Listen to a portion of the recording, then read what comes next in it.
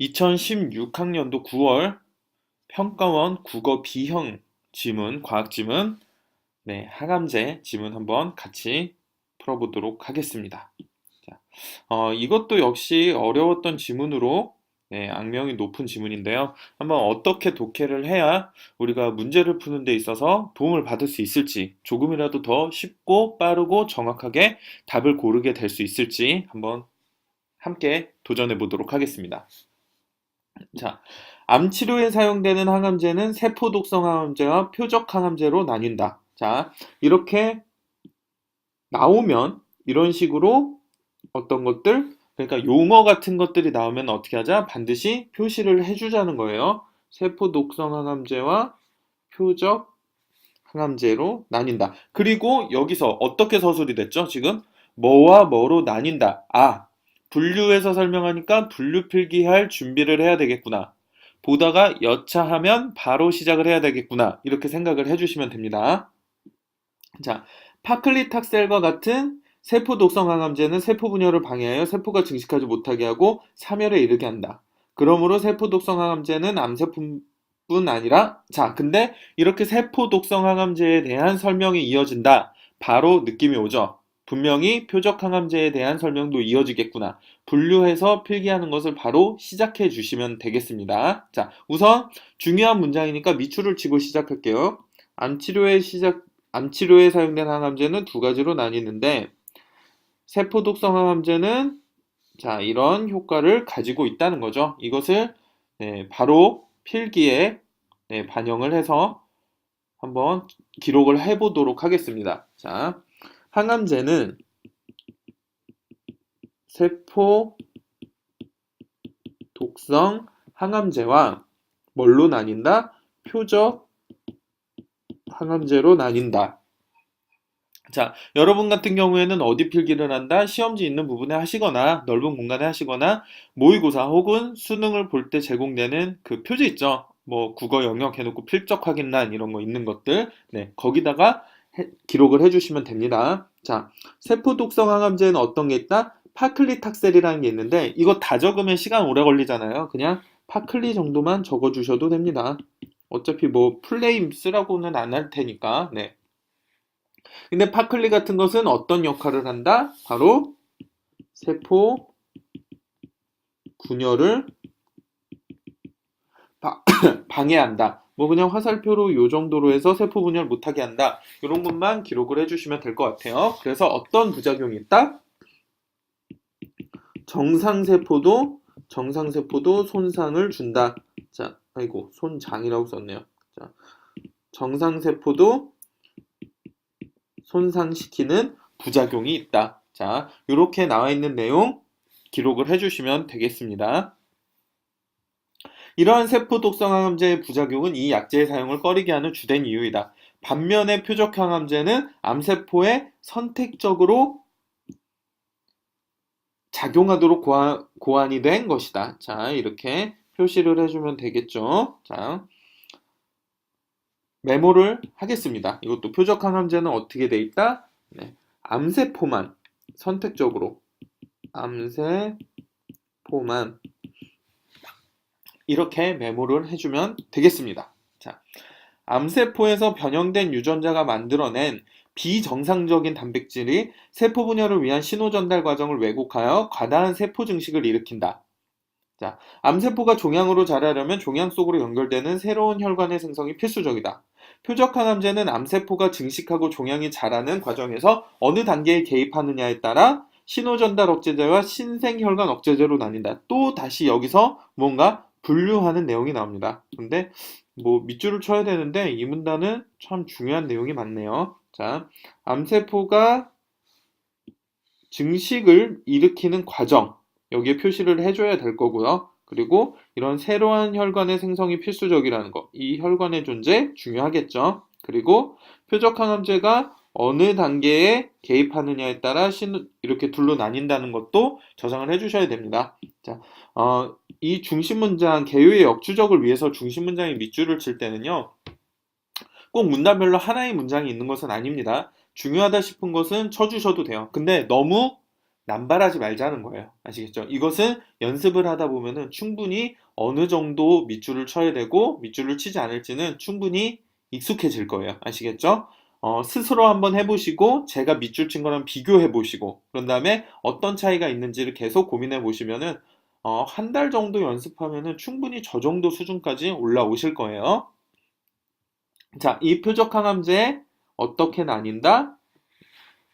둘로 나뉜다는 거죠. 자, 어느 과정에 개입하느냐에 따라 신호전달 억제제와 신생혈관 억제제로. 자, 표적 항암제가 이렇게 나뉩니다. 어떻게? 자, 신호전달 억제제. 요렇게만 쓸게요. 의미만 알면 되니까. 그리고 신생혈관 억제제. 그냥 신호랑 혈관으로만 써도 괜찮습니다. 우리는 내용만 기억하면 되니까요. 신호전달 억제제는 자 여기 나왔으니까 또 눈에 보기 좋게 표시를 해줘야 되겠죠. 눈에 잘 띄게. 자, 암세포의 증식을 유도하는 신호전달 과정 중 특정 단계의 진행을 방해한다. 자, 여기 밑줄을 쳐줘야 되겠죠. 개념을 설명을 했으니까요. 신호전달 경로는 암의 종류에 따라 다르므로 신호전달 억제제는 특정 암에만 치료 효과를 나타낸다. 자, 중요한 정보네요. 신호전달 억제제는 어떤 거? 특정 단계에만 개입을 하기 때문에 특정 암에만 효과가 있다. 만성 골수성 백혈병의 치료제인 이마티닙이 그 예이다. 자, 예시로 어떤 게 있다? 이마티닙이라는 게 있다. 만성 골수성 백혈병은 골수의 조혈모 세포가 혈구로 분화하는 과정에서 발생하는 혈액암이다. 만성 골수성 백혈병 환자의 95% 정도는 조혈모세포의 염색체에서 돌연변이 유전자가 형성되어 변형된 형태 효소인 BCR-ABL 단백질을 만들어낸다. 이 효소는 암세포 증식을 유도하는 신호전달 경로를 활성화하여 암세포를 증식시킨다. 이러한 원리에 착안하여 BCR-ABL 단백질에 달라붙어 그것의 작용을 방해하는 이마티닙이 개발되었다. 즉, 이 이마티닙은 어디에 한다? 자, 어디에 작용한다? 네. BCR-ABL인데 BCR만 쓸게요. BCR을 방해한다. 자, 여러분 계속 강조하지만 제가 실제로 시험을 볼 때 이 내용들을 다 메모하면서 하는 거예요. 이거 제가 글을 읽으면서 하니까 오래 걸리는 것 같지만 여러분들 혼자 글 읽으면서 동시에 빠르게 필기하시면 충분히 빨리 할 수 있습니다. 실제로 필기하는 것과 필기하지 않는 것의 시간을 기록을 해보면요. 한 30초에서 40초 정도밖에 차이가 안 나요. 그 시간을 30초, 40초 더 쓰는 대신 문제 푸는 시간을 1, 2분 줄여버릴 겁니다. 그러니까 결과적으로는 훨씬 세트 단위 해결 시간은 빨라지겠죠. 자, 이어서 볼게요.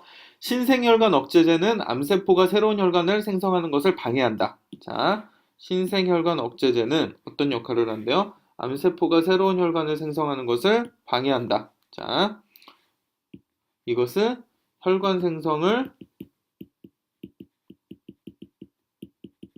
방해한다. 자, 이렇게 할 수 있네요. 자, 그리고 암세포가 증식하여 종양이 되고 종양이 자라려면 산소와 영양분이 계속 공급되어야 한다. 종양이 계속 자라려면 종양에 인접한 정상 조직과 종양이 혈관으로 연결되고 종양 속으로 혈관이 뻗어 들어와야 한다. 이 혈관의 존재가 굉장히 중요한가 봐요. 그렇죠? 네.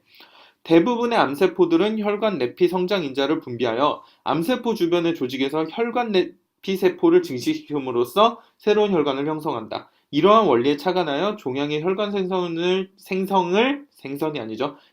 저지할 수 있는 약제인 베바시 주맙이 개발되었다. 자, 요거는 뭐가 있다? 베바시 주맙이라는 게 있다. 자, 이 약제는 인공적인 항체로서 혈관 내피 성장 인자를 항원으로 인식하여 결합함으로써 인공적인 항체래요. 요거는 베바시는 항체인데, 자, 혈관 내피 성장 인자를 항원으로 인식하여 결합함으로써 혈관 생성을 방해한대요. 자, 이것은 성장 인자를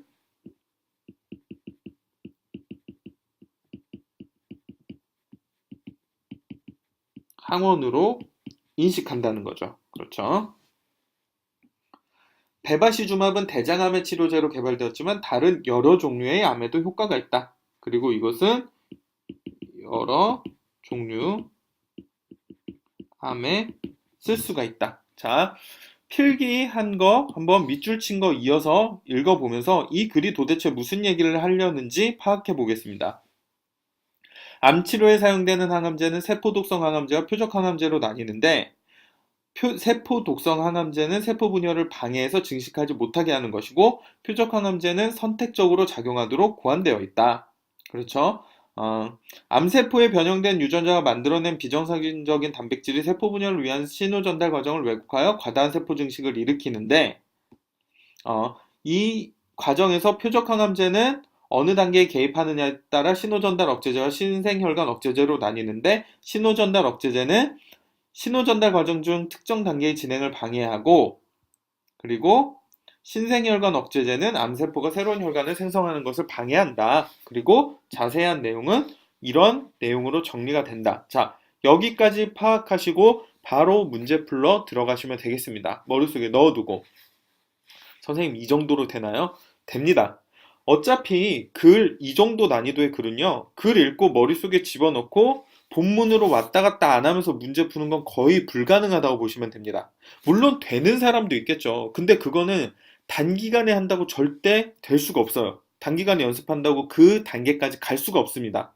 그게 가능하려면 일단 글 읽는 속도가 평균 이상의 속도가 나와야 되고요. 기억력, 순간 기억력도 굉장히 좋아야 돼요. 이런 식으로 처음 보는 생소한 용어들이 쏟아져 나오는 지문에서는 그렇게 문제에 접근하는 것, 지문에 접근해서 독해하고 문제를 풀어내는 것이 굉장히 힘듭니다. 이거는 하기 정말 힘들어요. 아시겠죠? 그러니까 우리는 어떤 방법을 택하자?